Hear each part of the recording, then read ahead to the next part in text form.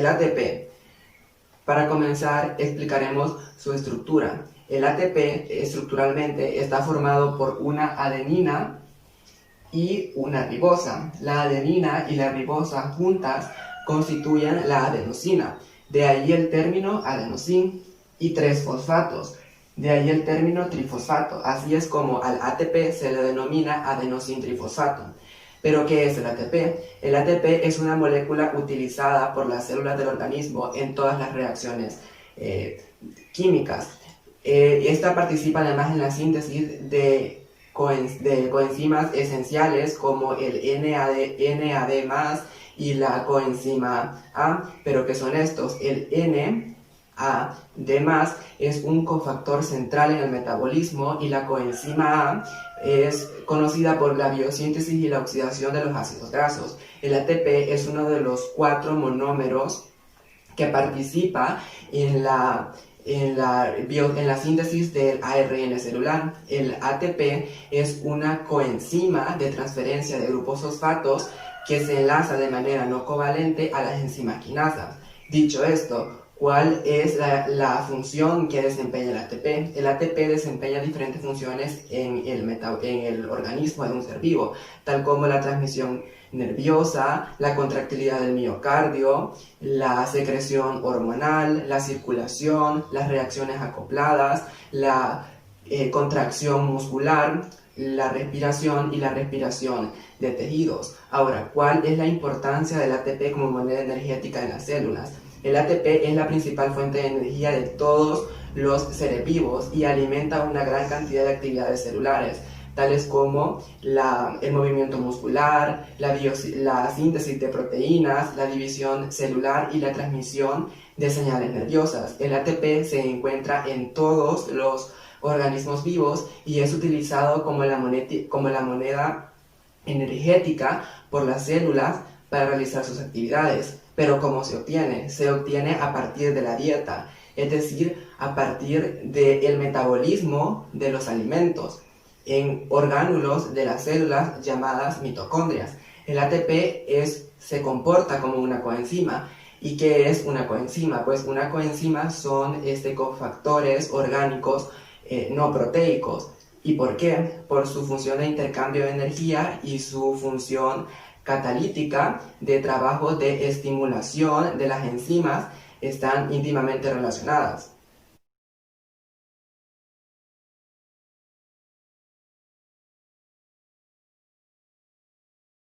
Podemos observar cómo coexiste el catabolismo y el anabolismo. Pero antes de empezar a explicar estos dos procesos, ¿qué es el metabolismo? En un sentido muy amplio, el metabolismo son todas aquellas reacciones químicas que ocurren en el interior de las células de un organismo. Desde este punto de vista podemos clasificarlo en dos grupos, como catabolismo y como anabolismo. Pero ¿qué son y cuáles son sus características más importantes? El catabolismo es la fase degradadora del metabolismo, en el que aquellas moléculas nutrientes orgánicas como los lípidos, como los ácidos grasos, como las proteínas, se convierten en complejos o moléculas más sencillas, como por ejemplo el ácido acético, el ácido láctico, el dióxido de carbono y el amoníaco o urea. El catabolismo tiene fases. La primera fase del catabolismo es aquella en la que las grandes moléculas se degradan a compuestos más pequeños, liberando energía y alimentos de construcción. Por ejemplo, los polisacáridos se degradan a pentosas y hexosas, los lípidos se degradan a grasas y las proteínas generan aminoácidos. Posteriormente, en la fase número 2, los productos obtenidos en la fase número 1 se transforman en intermediarios más sencillos. Por ejemplo, la pentosa y hexosa se degradan para convertirse en intermediarios precursores como el acetilcoenzima A, al cual convergen aminoácidos y ácidos grasos. En la fase 3 del catabolismo, que es la ruta catabólica final común, es aquella en la que se da como resultado la oxidación total de todos los productos obtenidos en la fase número 2, liberando dióxido de carbono y agua. Luego, el proceso opuesto al catabolismo es el anabolismo. El anabolismo es aquel en el que los precursores de moléculas sencillas se integran para formar de esta manera moléculas más grandes y complejas, como por ejemplo lípidos, proteínas y polisacáridos. Es importante destacar que en el anabolismo hay un consumo de energía y en el catabolismo hay una liberación de energía. Posteriormente, en el catabolismo tiene fases. En la fase 3 se generan precursores de moléculas sencillas que se convierten en la fase 2 en moléculas similares, y posteriormente en la fase estas se ensamblan en la fase 1 para convertirse en macromoléculas. Estas rutas o estas vías se caracterizan por ser divergentes y ramificadas. Ahora, ¿cuál es la importancia de las reacciones oxidativas en el organismo? Este tipo de reacciones es aquellas en las que hay un traspaso de electrones desde un agente dador, que es el reductor, hasta un aceptor de electrones, que es el oxidante. Desde este punto de vista, la importancia de estas reacciones en el organismo nos permite clasificar dos tipos de seres vivos: los quimiorganotrófos, que son aquellos que utilizan los compuestos orgánicos como fuente de carbono y energía, como por ejemplo la glucosa, y los quimiolitrófos, que son aquellos en los que el dador de electrones es una molécula orgánica reducida, como el amoníaco.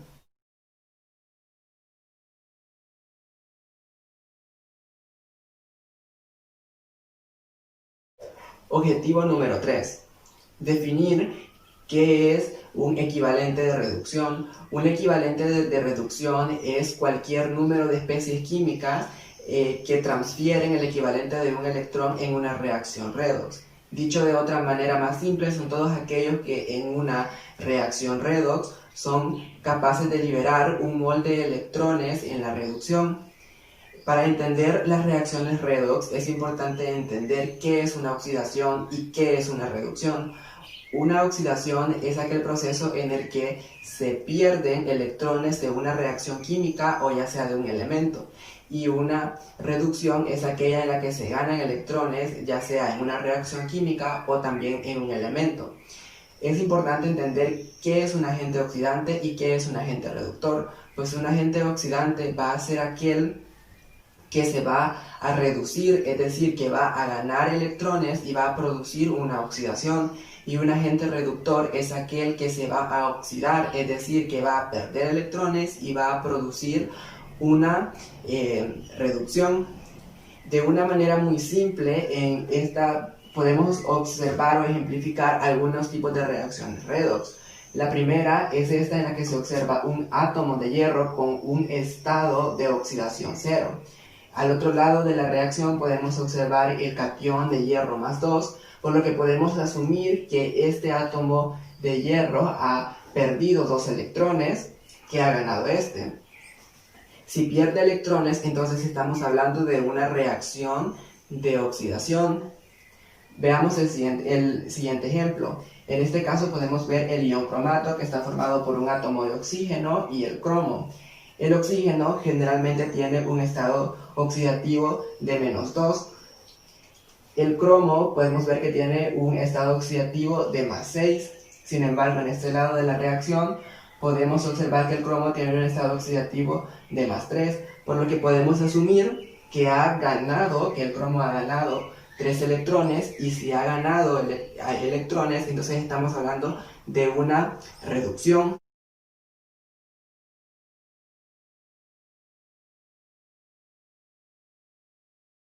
Para entender la finalidad de la cadena respiratoria, primero tenemos que entender qué es la cadena respiratoria. La cadena respiratoria es un sistema multienzimático ligado a membranas en la que se transfieren electrones desde moléculas orgánicas al oxígeno. Dicho de una manera más simple, son todas estas proteínas que se encuentran adheridas a la membrana mitocondrial, cuyo fin es mover electrones a través de esta cadena. Antes de explicar la finalidad de la cadena respiratoria, es importante entender el funcionamiento de la misma. La cadena transportadora de electrones inicia cuando la NADH deshidrogenasa libera 2 electrones al primer complejo. Por cada 2 electrones se liberan 2 iones hidrógeno. Posteriormente, estos dos electrones se unen a la coenzima Q10, quien los transporta del complejo 1 al complejo 3 y se liberan otros dos iones de hidrógeno. Posteriormente, estos dos electrones se unen al citocromo C para ser transportados del complejo 3 al complejo 4, liberando otros dos iones de hidrógeno. Posteriormente, estos dos electrones se liberan y son captados por oxígeno. El oxígeno atrae dos iones de hidrógeno más y así es como permite la formación de agua. Posteriormente, debido a la alta concentración de iones de hidrógeno en el espacio intermembrana, esto produce un gradiente de concentración, es decir, que aquí es una zona de baja concentración y aquí es una zona de alta concentración. Es así como esto permite que en la membrana mitocondrial se genere una excitación de la enzima ATP sintasa, que es esta que está aquí. Posteriormente a esta excitación, por cada dos iones de hidrógeno que entren en la ATP sintasa, se va a formar un ATP. Y dado que la NADH deshidrogenasa nos da 3 pares de iones de hidrógeno, va a producir como resultado la formación de 3 ATP. Entonces, dicho esto, ¿cuál es la finalidad de la cadena respiratoria? La finalidad de la cadena respiratoria es la de crear un gradiente electroquímico para la síntesis de ATP. Dicho gradiente electroquímico se forma por el flujo de electrones entre las diversas sustancias que se encuentran en la cadena, lo que va a favorecer en este caso la translocación de protones, que va a producir un gradiente electroquímico. Esta ha sido la participación del bloque número 1 en el desarrollo de la discusión número 3 de la Cátedra de Bioquímica 1. Gracias. Tengo un buen día, doctor. Mi nombre es Lisbeth Dariana Lobos Ortiz y le voy a hablar sobre la cadena respiratoria y fosforilación oxidativa de la citocromo oxidasa. Esto corresponde al bloque número 5. Vamos por definir el potencial redox y explicar con base a esto la organización de componentes de la cadena respiratoria. El potencial redox es una medida de la actividad de los electrones. Está relacionado con el pH y con el contenido de oxígeno. Es análogo al pH, ya que el pH mide la actividad de protones y el potencial redox mide la de los electrones. En las aguas, si el oxígeno se da equilibrio con el atmosférico y el pH es de 7, o sea, neutro, el valor es de 0,86 a 0 grados centígrados y de más 0,80 a 25 grados centígrados. En las aguas dulces y marinas raramente baja de 0,3, excepto cuando hay grandes trazas de oxígeno.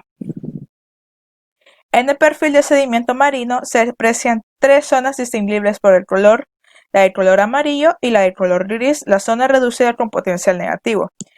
El oxígeno, dióxido de carbono y nitrato son reemplazados por el sulfato de hidrógeno, metano y amoníaco en los sedimentos reducidos. El ion férrico pasa a ser a ion ferroso en la discontinuidad redox de la zona reducida. Vamos por la organización y componentes de la cadena respiratoria.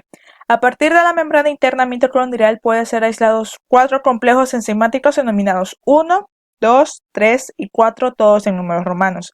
Se puede aislar y caracterizar el complejo 5 o ATP-asa o ATP-sintasa, que sintetiza el ATP y es un proceso denominado fosforilación oxidativa. En este cuadro se puede ver el complejo, va desde el complejo 1 al complejo 4. El complejo 1 es NADH deshidrogenasa, es su nombre. En el complejo 2 es el succinato coenzima Q reductasa. En el complejo 3 es coenzima Q citocromo C reductasa y complejo 4 es citocromo oxidasa. El número de proteínas en el complejo 1 es de 46. El número de proteínas en el complejo 2 es de 5 y el número de proteínas en el 3 es 11 y por último en el 4 son 13. Cada complejo acepta o dona electrones a acarreadores o transportadores relativamente móviles, como la coenzima Q y el citocromo C. Cada acarreador de la cadena de transporte de electrones puede recibir electrones de un donador subsecuentemente, es decir, acarrea cualquier tipo de molécula. Coenzimas de oxidorreducción. La fosforilación oxidativa comienza con la entrada de electrones en la cadena respiratoria. La mayoría de esos electrones provienen de diferentes vías catabólicas y las canalizan. en los aceptores universales de electrones, que son los nucleótidos de nicotinamina, que serían NAD más o NADP más, y los nucleótidos de flavina. Tanto el NAD más como el NADP más se asocian reversiblemente a la enzima y ninguno de ellos puede atravesar la membrana mitocondrial externa. En el complejo 1 y en el complejo 2, el complejo 1 pasa el NADH ubiquinona reductasa y en el complejo 2 el succinato ubiquinona reductasa pasa a ser un coenzima Q. En el complejo 3 pasa ubiquinona citocromo C reductasa pasa a ser un citocromo C y en el complejo 4 el citocromo oxidasa pasa a ser una mitad de oxígeno para formar el agua. Describir los sustratos de la cadena respiratoria y las vías metabólicas que no producen. Uno de los principales componentes de la cadena respiratoria es el NADH, compuesto principalmente por los sustratos enlistados que se acoplan para permitir el paso de electrones, que son 4: el prolina, glutamato, malato e isocitrato. Las vías metabólicas. Los aminoácidos, los lípidos y los carbohidratos pueden convertirse en diferentes intermediarios de la glucólisis y del ciclo del ácido cítrico. Eso permite que entren en las vías de la respiración celular por medio de una puerta diferente. Una vez que estas moléculas entran a la vía, no hay diferencia alguna debido a su origen. Simplemente continúan por los pasos restantes y producen NADH, FADH y ATP. Aquí se puede ver la glucólisis, lo conforma la glucosa y el piruvato. La glucosa son azúcares y un poco de glicerol. El piruvato es un aminoácido. En la oxidación del piruvato, el piruvato pasa a ser acetilcolina A, que es un ácido graso y un aminoácido. Después, la acetilcolina pasa por el ciclo del ácido cítrico, también puede volver a ser un aminoácido. Ya después, cuando termina el ciclo del ácido cítrico, pasa a la fosforilación oxidativa para convertirse en ATP. No todas las moléculas que entran en la respiración celular completarán toda la vía, de igual manera que los diferentes tipos de moléculas pueden integrarse a la respiración celular como diversos intermediarios. Los intermediarios de la glucólisis y del ciclo del ácido cítrico se pueden retirar en varias etapas y usarse para hacer otras moléculas. En pocas palabras, son reutilizables. ¿Cómo los carbohidratos entran a la vía? La mayoría de los carbohidratos entran a la respiración celular durante la glucólisis. El glucógeno pasa a ser glucosa 6-fosfato después de la glucólisis. Los monosacáridos diferentes a la glucosa también pueden entrar a la glucólisis. Por ejemplo, la sacarosa, que es azúcar común, está formado por glucosa y fructosa. Cuando este azúcar se degrada, la fructosa puede entrar fácilmente a la glucólisis. La adición de un grupo fosfato la convierte en fructosa 6-fosfato, como lo mencioné antes, la tercera molécula de la vía de la glucólisis. Debido a que está tan cerca del inicio de la vía, la fructosa produce el mismo número de moléculas de ATP que la glucosa durante la respiración celular. Es decir, son iguales en esa vía. ¿Cómo la proteína entra en la vía? En el cuerpo degrada las proteínas, los aminoácidos, antes de que puedan ser utilizadas por las células en el cuerpo. La mayoría de las veces los aminoácidos se reciclan, son reutilizables y utilizan para formar nuevas proteínas, no se oxidan como combustibles. Aquí podemos ver un poco del ciclo de Krebs. Las fosfoenolpiruvato pasa a la glucosa y la glucosa vuelve al fosfoenolpiruvato. Después, fosfoenolpiruvato pasa al piruvato y el piruvato lo conforman la alanina, cisteína, glicina, serina, treonina y triptofano. Piruvato pasa a ser acetilcolina y lo sería isoleucina. La acetilcolina es acetoacetato que conformarían leucina, lisina, fenilalanina, tirosina y triptofano. La acetilcolina pasa al citrato al isocitrato, el isocitrato al alfa-acetoglutarato, el alfa-acetoglutarato al succinilcolina A, después pasa al succinato, al furamato, malato, oxalacetato para nuevamente pasar al fosfoenolpiruluvato. El glutamato y el alfa-acetoglutarato intermediario del ciclo del ácido cítrico tienen estructuras similares. La única diferencia es que el glutamato tiene un grupo amino y el alfa-cetoglutarato un grupo carbonilo. Las estructuras son exactamente iguales a excepción del grupo amino y el grupo carbonilo. ¿Cómo los lipóidos entran a la vía? Las grasas conocidas formalmente como triglicéridos pueden separarse en dos componentes que entran a la respiración celular en diferentes etapas. Un triglicérido se compone de una molécula de 3 carbonos llamado glicerol de 3 colas de ácido graso unidas al glicerol. El glicerol puede convertirse en gliceraldehído, 3-fosfato, un intermediario de la glucólisis y continuar a través del resto de la vía de la respiración celular. Por otra parte, los ácidos grasos deben degradarse en un proceso llamado beta-oxidación. Aquí está el esqueleto del glicerol, las colas del ácido graso para pasar a la beta-oxidación para formar mucho acetilcolina. Hemos pensado mucho sobre las moléculas que pueden entrar a la respiración celular, pero también es importante considerar cómo pueden salir en la vía de la respiración celular. Pueden extraerse de muchas etapas y ser usadas para construir otras moléculas. Vuelvo a repetir, reutilizables. Explicar la cadena respiratoria haciendo énfasis en los grupos prostéticos, composición y ubicación de los complejos enzimáticos y diferenciar los elementos móviles de la cadena respiratoria. Los componentes de la cadena respiratoria están contenidos en 4 complejos proteínicos, grandes insertos de la membrana mitocondrial interna. Complejos 1, 2, 3 y 4. El 1, NADH, Q, óxido de reductasa. 2, succinato Q, reductasa. 3, ubiquinona Q, citocromo C, óxido reductasa. Y 4, citocromo oxidasa. Grupos prostéticos FMN en el 1, FAD en el 2, 3 y 4, el hemos. La cadena respiratoria reúne y transporta equivalentes reductores y se dirige hacia su reacción final como el oxígeno. El NADH pasa a ser NADH deshidrogenasa, después al Q. El Q es succinato deshidrogenasa, el citocromo C, óxido reductasa, citocromo C y citocromo oxidasa para final formar el oxígeno. Complejo 1. Capta 2 electrones del NADH y los transfiere a un transportador liposoluble denominado ubiquinona.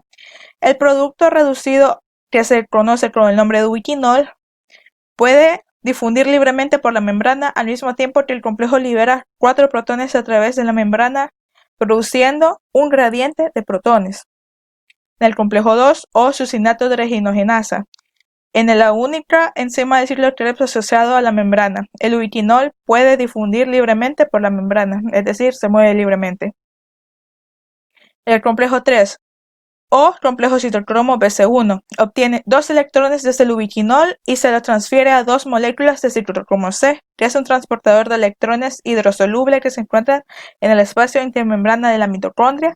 Por último, el complejo 4 o citocromo C oxidasa capta 4 electrones de las 4 moléculas de citocromo C y transfiere al oxígeno para producir 2 moléculas de agua H2O.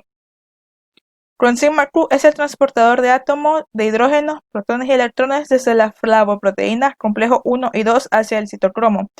El citocromo C es una proteína soluble del espacio intermembrana. Después de que un ciclo único hemo acepte un electrón del complejo 3 y el citocromo C se desplace hacia el complejo 4 para ceder. Esos son elementos móviles de la cadena respiratoria.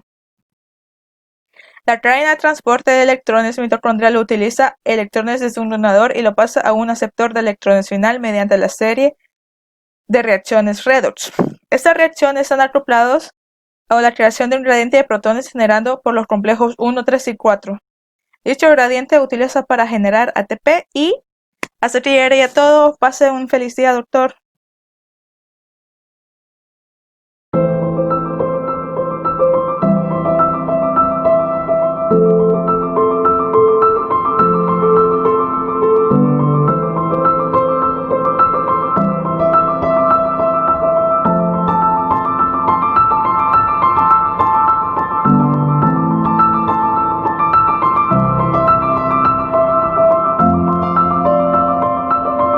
Buenos días, tardes o noches, estimado doctor.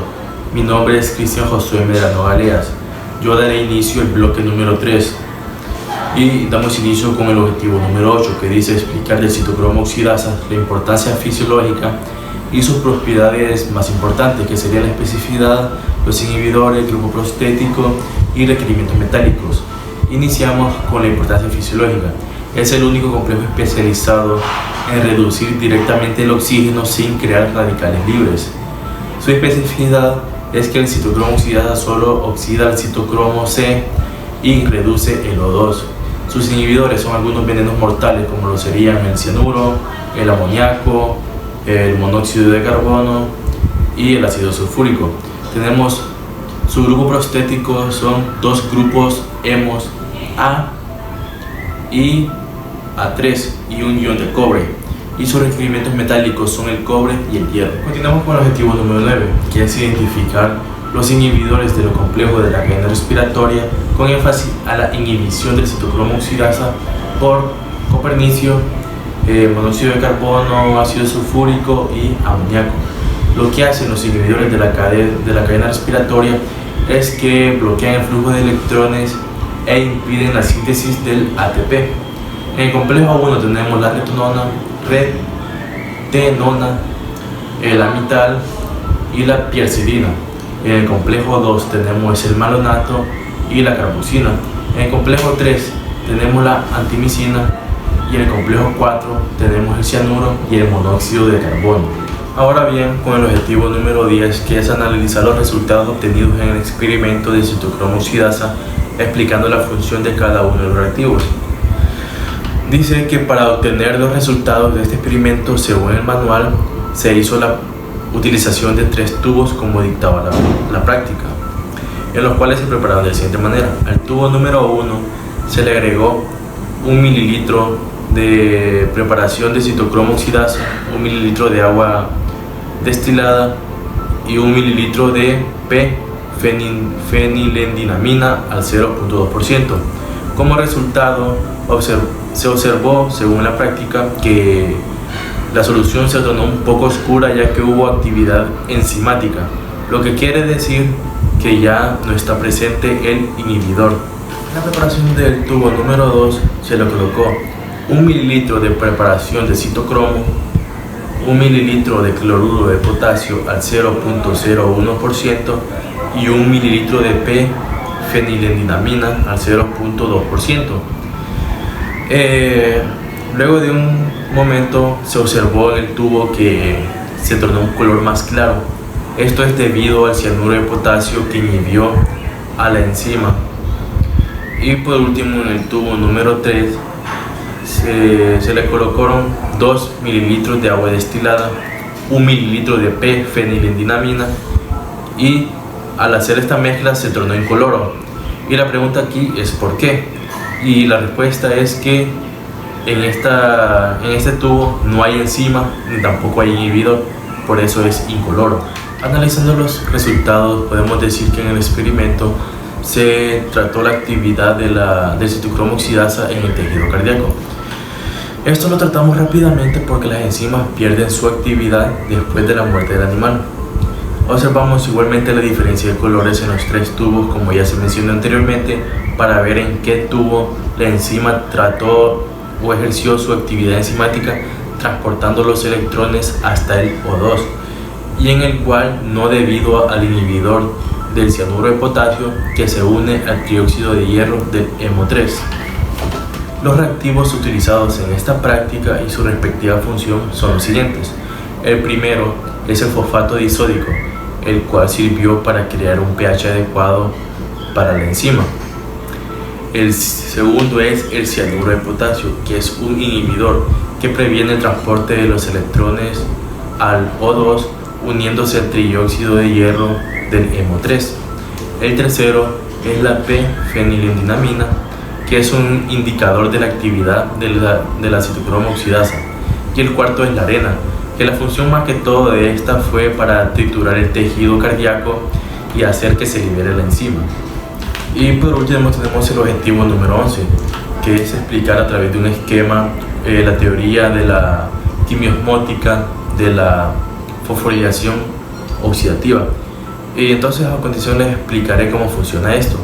Les pondré un esquema a este lado o de este lado para que se pueda visualizar de una mejor manera y más claro. Entonces, esto básicamente comprende dos procesos. El primero es que los electrones son transportados a lo largo de la membrana de un complejo de proteínas transportador a otro.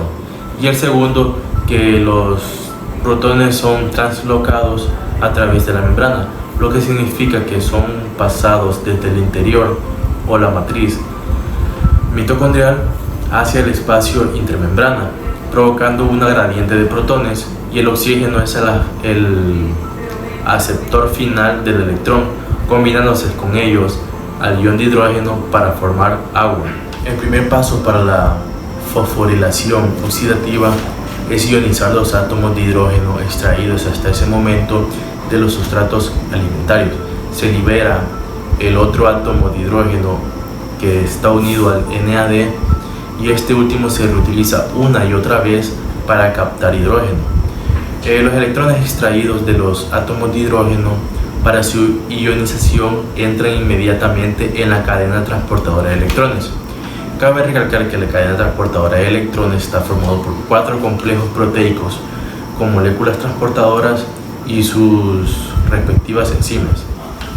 El complejo 1 por NADH deshidrogenasa, el complejo 2 por succinato CoQ reductasa, el complejo 3 por citocromo C reductasa y el complejo 4 por citocromo oxidasa. Ahora que sabemos todo esto, vamos al siguiente proceso bioquímico, el cual consiste en convertir ADP en ATP, a lo cual contribuye a una gran molécula proteica que sobresale sobre toda la membrana mitocondrial interna, y esto es una ATP-asa, o también denominada ATP sintetasa. Entonces, la gran diferencia de hidrogeniones con carga positiva creado entre las membranas mitocondriales y la gran diferencia de potenciales a través de la membrana interna provoca que los hidrogeniones fluyan al interior de la matriz mitocondrial a través de la ATP-asa, y la energía que es liberada por este flujo que se creó de hidrogeniones es utilizada por la sintetasa para la fosforilación del ADP en ATP, que luego es transferido al citoplasma, y por cada 2 electrones que se introducen a la cadena transportadora provenientes de la ionización de 2 moléculas de hidrógeno, se sintetizan 3 moléculas de ATP. Aquí concluye mi participación. Muchas gracias por su atención prestada, doctor. Dios lo bendiga.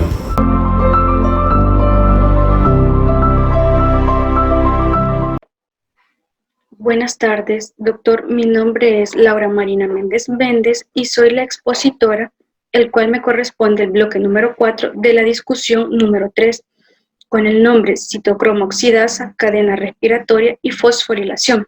Comenzaré con una pequeña introducción.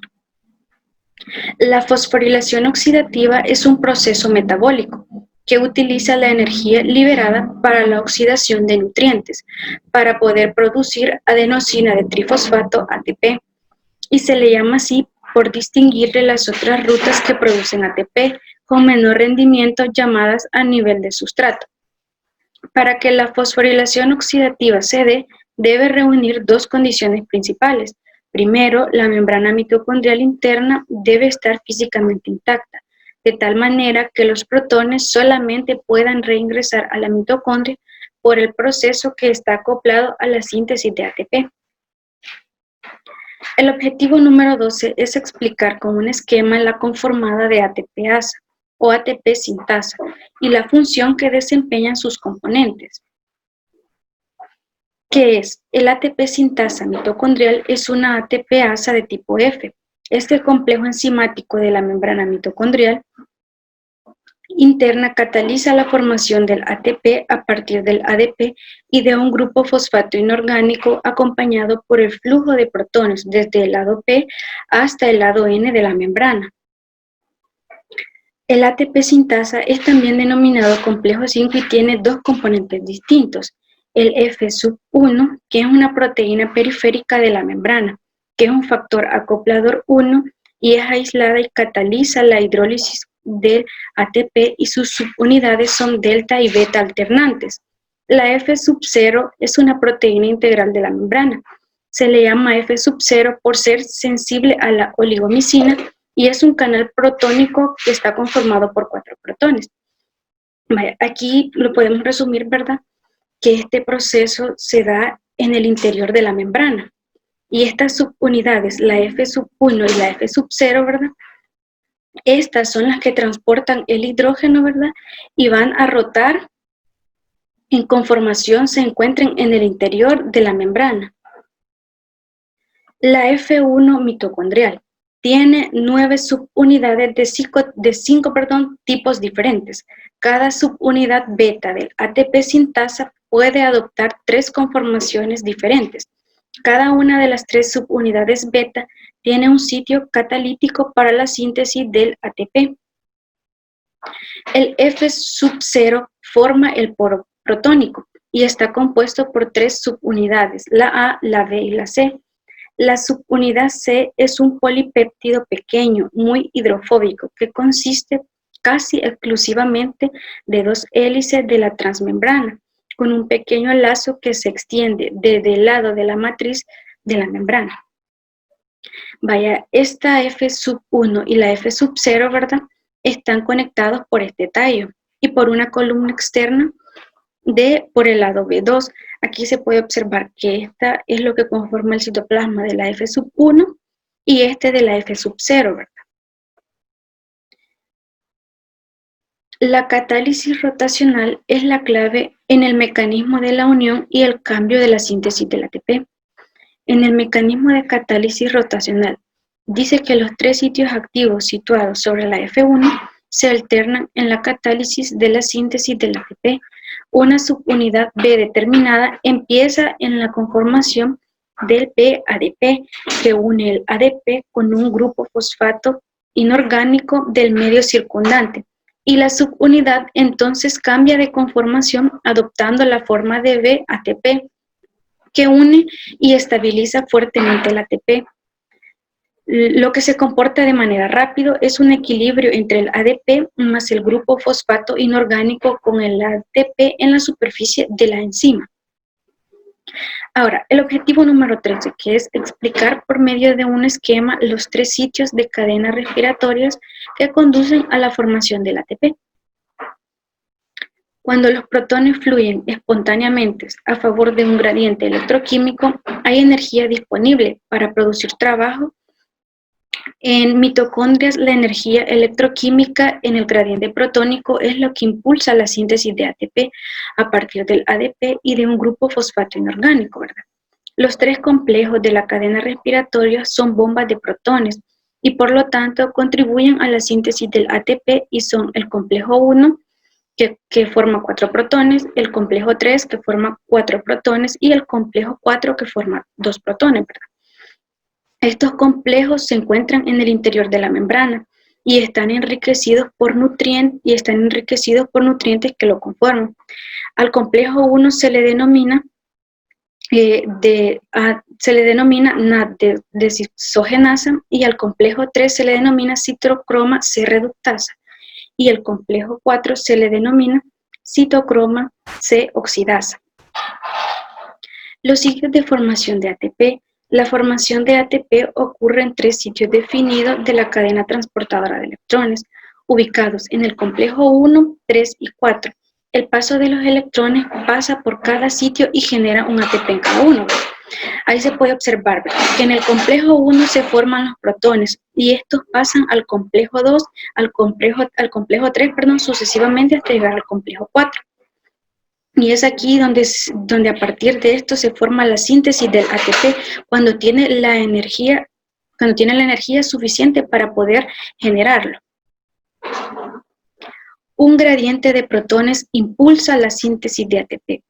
El flujo de electrones a través de los complejos 1, 3 y 4 provoca las transferencias de protones desde el lado de la matriz hacia el lado citoplasmático de la membrana mitocondrial interna, en el cual se genera una fuerza protón-matriz formada por un gradiente de pH básico en el lado de la matriz. El retorno de los protones hacia el lado de la matriz a través de la ATP sintasa da lugar a la síntesis del ATP. El complejo enzimático es un motor molecular formado por unidades operacionales, un componente rotario y un componente estático. Este componente rotario se da entre la F1 y la F0. Si la F1 rota, la F0 también lo hace. Y esto da a la participación y la generación de la energía para que se sintetice el ATP. El objetivo número 14 dice, que es explicar la razón, la diferenciación en la relación cuando el sustrato es NAD y cuando es FAD. Vaya, la diferenciación. NAD es cuando se produce más ATP porque entra por el complejo 1, provocando una diferencia de concentraciones de protones mucho mayor y por eso, mucha más energía para la síntesis de ATP y se producen hasta 2.3 ATP. En el FAD se produce menos ATP porque entra por el complejo 2. De esta forma no provoca el bombeo de protones por parte del complejo 1. Con ello se reduce la diferenciación de protones, con lo que también disminuye la cantidad de energía para la síntesis de ATP. Vaya, el número de moles de ATP sintetizados por átomos de oxígeno utilizados, ¿verdad? Los moles de ATP sintetizados por cada par de electrones transferidos es cuando el sustrato SNAD se bombea hasta 10 protones y se necesitan que regresen 4 protones por la ATP ASA para sintetizar un ATP. La razón para el NAD puede generar hasta 2.5 protones, ya que se genera en el complejo 1. Y cuando los electrones entran por el segundo complejo o directamente a la ubiquinona, solo se bombean 6 protones, que aquí es donde se generan hasta 1.5, ya que el complejo 1 no entra en este. Y aquí se puede ver, ¿verdad?, un esquema de lo que es la membrana donde encontramos la F1, la F0, las unidades que las conforman, ¿verdad?, delta, beta, alfa, y el tallo que es el que une a la F1, la F0, ¿verdad? Y ahí se puede dar cómo a partir de el ADP más el fosfato, más el grupo fosfato inorgánico se produce ATP, en el cual la F1 y la F0 rotan en sentido para poder generar la energía que necesita para formar el ATP. En conclusión, ¿verdad? Los objetivos que se realizaron permiten el adentramiento al vasto de estudio de las estructuras mecánicas fisiológicas, el proceso de síntesis y localización de ATP que logran determinar la importancia del estudio del ATP para un estudio completo en reacciones bioquímicas que suceden en un sistema complejo como lo es el cuerpo humano. Esta ha sido toda mi participación. Gracias por su atención. Bienvenidos a la discusión número 3, titulada Cadena respiratoria y fosforilación oxidativa. Formo parte del grupo de discusión 3A y nos corresponde defender el bloque 5, que comprende desde el objetivo 15 hasta el 18. Objetivo 15. Identificar los desacopladores naturales y artificiales de la cadena respiratoria y diferenciar entre los inhibidores y desacopladores de la cadena respiratoria. Muy bien, primeramente vamos a definir qué son desacopladores. Estas son sustancias que disipan el gradiente electroquímico al facilitar la entrada de protones a la matriz mitocondrial, haciéndola permeable. Muy bien, prácticamente la función de los desacopladores consiste en disociar la oxidación de la cadena respiratoria de la fosforilación oxidativa. Estas sustancias incluyen los fenoles sustituidos, tales como el dinitrofenol, el pentaclorofenol.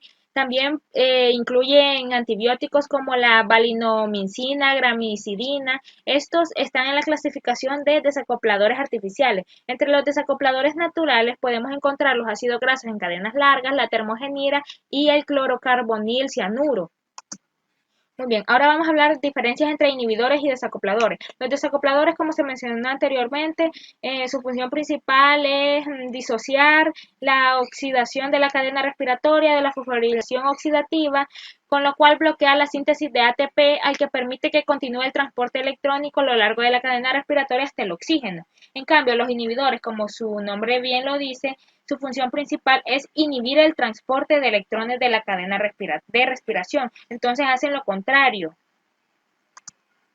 Tenemos que los inhibidores se clasifican en tres grupos principales de acuerdo al sitio en el que actúan. Tenemos inhibidores del sitio 1, inhibidores del sitio 3 y inhibidores del sitio 4. Los inhibidores del sitio 1 prácticamente bloquean lo que es el dinucleótido de nicotinamida adenina para que no se dé el transporte de la cadena de electrones y no puedan interactuar lo que es la flavina y la ubiquinona. Los inhibidores del sitio 3 tenemos que bloquean el transporte de electrones y no hay una interacción en lo que es el citocromo C y el citocromo B. Y en el sitio de acción 4 tenemos que no permite que el citocromo C oxidasa interactúe con lo que es el oxígeno.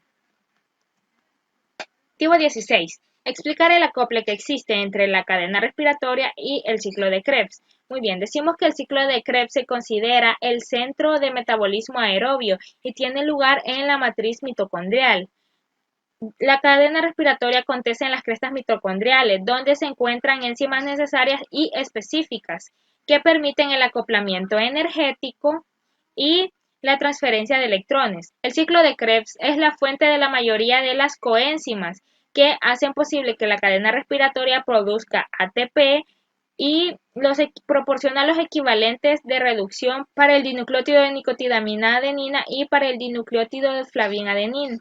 Entonces tenemos que impulsan la cadena respiratoria y luego la fosforilación oxidativa. Objetivo 17. Explicar cómo se regula la velocidad de la respiración celular. Muy bien, la respiración celular es el proceso metabólico mediante el cual la energía de los alimentos se transforma en adenosina trifosfato para sobrevivir y llevar a cabo las funciones vitales del organismo. Los principales reguladores de la velocidad de respiración celular son la carga energética. Esta es la más importante de regulador de las vías metabólicas de la respiración celular, ya que prácticamente a partir de ahí se pueden desencadenar las demás acciones, porque es la obtención de energía. Cantidad y efectividad catalítica de las enzimas que intervienen. Accesibilidad de sustratos y combustibles metabólicos. Estos en conjunto son los que regulan la respiración celular. Objetivo 18. Con base en el caso, contestar lo siguiente. ¿Cuál es la razón de la acidosis láctica severa inducida por esfuerzo mínimo? Muy bien, la acidosis láctica es un trastorno ácido-básico consecutivo a la acumulación de ácido láctico, el cual se comporta en el nivel celular, como la contrapartida del ácido pirúvico.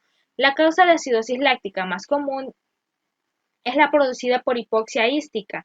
Para esto tenemos que definir qué es hipoxia. Es un estado de deficiencia de oxígeno en la sangre, células y tejido del organismo. Como mencioné anteriormente, el ácido láctico es la contrapartida de lo que es el ácido pirúvico, el cual se produce a lo largo del ciclo de Krebs. ¿Cuáles son los efectos de los trastornos de la cadena respiratoria sobre las deshidrogenasas del ciclo de Krebs? Muy bien, decimos que hay que aclarar que las hidrogenasas son enzimas específicas de carácter proteico que catalizan la liberación de iones hidrógeno durante las diferentes reacciones químicas en el ciclo de Krebs. Tenemos que al haber un trastorno de la cadena respiratoria sobre las deshidrogenasas, estas reacciones no se producirán, ya que es necesario la presencia inherente de la mediación de las deshidrogenasas específicas, al igual que no se realizaría sin disponer del dinucleótido de nicotinamida adenina como transportador de hidrógeno. A continuación desarrollaremos el caso clínico de la discusión número 3. Muy bien. Paciente masculino de 28 años de edad es llevado por bomberos por alteraciones del estado de conciencia. Su esposa refiere que el paciente estaba bien durante el transcurso del día, pero por la tarde refirió náuseas, 2 vómitos asociados a mareos y cefalea, por lo que se fue a descansar. Por la noche trataron de levantarlo y manifestaba confusión, respondiendo incoherencias y decía que le costaba respirar, por lo que llaman a bomberos quienes lo encuentran sudoroso. Responde solo a estímulos dolorosos, respiración rápida y profunda, por lo que es ingresado al Hospital Roosevelt.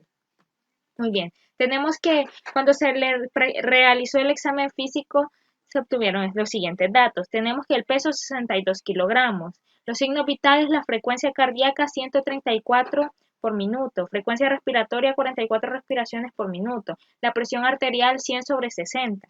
Entonces, el paciente estuporoso, saturación de oxígeno en un 99%, respiración rápida y profunda, el llenado capilar de 3 segundos, corazón rítmico taquicárdico, tórax simétrico, pulmones, entrada de aire irregular, estertores roncos bilaterales diseminados, abdomen normal. También presenta signos neurológicos como pupilas midriáticas, fondo de ojo normal.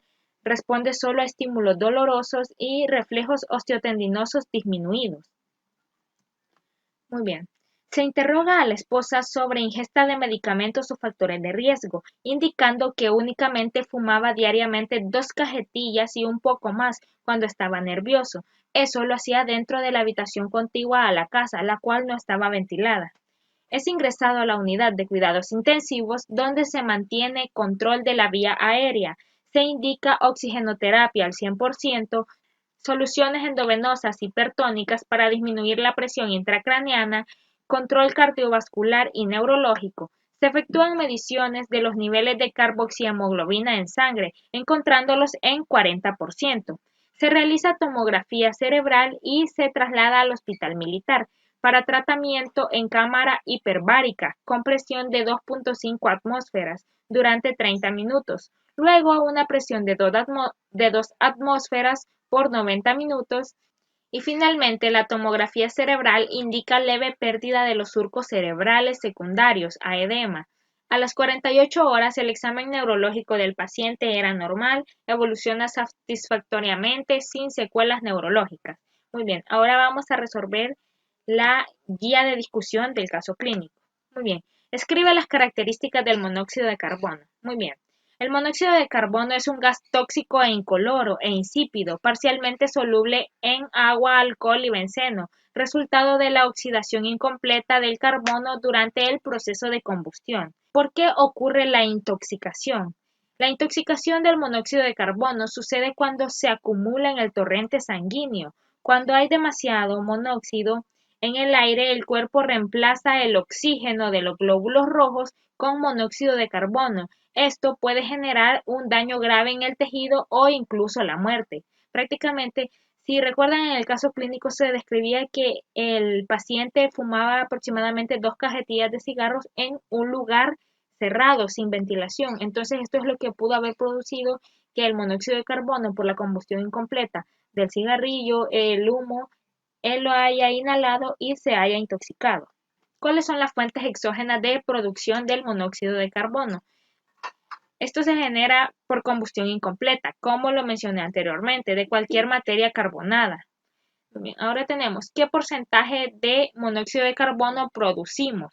Muy bien, en situaciones de reposo la carboxihemoglobina es de 0.4 a 0.7% y puede subir al 2% en medio urbano y en fumadores puede llevar al 6% e incluso a más. Aquí es donde cae la incidencia al caso clínico. Explique los mecanismos que el monóxido de carbono induce toxicidad. Muy bien, este mecanismo es causado cuando el monóxido de carbono se une a la hemoglobina en lugar del oxígeno, formando así la carboxihemoglobina, por lo que la hemoglobina recorre todo el cuerpo y así el gas causa una rápida acción. Muy bien, siguiente pregunta. ¿A qué nivel de la cadena respiratoria inhibe el monóxido de carbono? Los órganos del sistema respiratorio se aseguran que el oxígeno entra a nuestro cuerpo y el dióxido de carbono es expulsado. Entonces, prácticamente están incluidas en el tracto respiratorio superior, se encuentran las narinas, cavidades nasales, faringe, epiglotis y laringe. Siguiente pregunta. Describe el cuadro clínico de intoxicación por monóxido de carbono. Tenemos que el cuadro clínico presenta náuseas, disnea, vómito, taquipnea, cefalea, taquicardia. Muy bien. Cuando se le pidió información a la esposa del paciente, ella mencionó que había tenido 2 vómitos, presentaba náuseas, respondía a incoherencias cuando se le preguntaba algo. También a la hora de la realización del examen físico tuvimos que la frecuencia cardíaca era por arriba de lo normal, es decir, presentaba taquicardia, entonces tenía una frecuencia de 134 por minuto. La frecuencia respiratoria que simbolizaría la taquipnea la tenía a 44 respiraciones por minuto, es decir, elevado por el índice normal, entre otros síntomas. Siguiente. ¿A qué se le llama síndrome neurológico tardío? Muy bien, tenemos que la intoxicación por monóxido es la más frecuente en nuestro medio, a consecuencia de la exposición a gases tóxicos que se encuentran en el ambiente, en la ciudad, los carros, la contaminación. Los efectos de la intoxicación por monóxido de carbono no se limitan a la exposición aguda, porque tras la aparente recuperación por la intoxicación pueden aparecer alteraciones neurológicas o del comportamiento. Muy bien, la siguiente. ¿Cómo se realiza el diagnóstico? El diagnóstico se basa en análisis de sangre. Y la última pregunta. Con respecto al tratamiento, explica el mecanismo de desintoxicación con oxígeno al 100% y las indicaciones de las utilizaciones de las cámaras hiperbáricas. Muy bien, tenemos que este tratamiento consiste en respirar oxígeno puro en una cámara en la cual la presión del aire es de 2 a 3 veces mayor de lo normal. Esto acelera el reemplazo de monóxido de carbono con el oxígeno en la sangre. La oxigenoterapia hiperbárica se puede usar en casos de intoxicación grave con monóxido de carbono, tal como se describía en el caso clínico. Primero se metió por un periodo de 2 minutos a una presión de 2.5 atmósferas y posteriormente se disminuyó la presión a 2 atmósferas y por un lapso de 90 minutos, siempre manteniendo un control de los signos neurológicos que presentaba el paciente y se le tomó las tomografías al finalizar el tratamiento. Esta ha sido toda la participación del grupo 3A de discusión. Gracias por su atención prestada.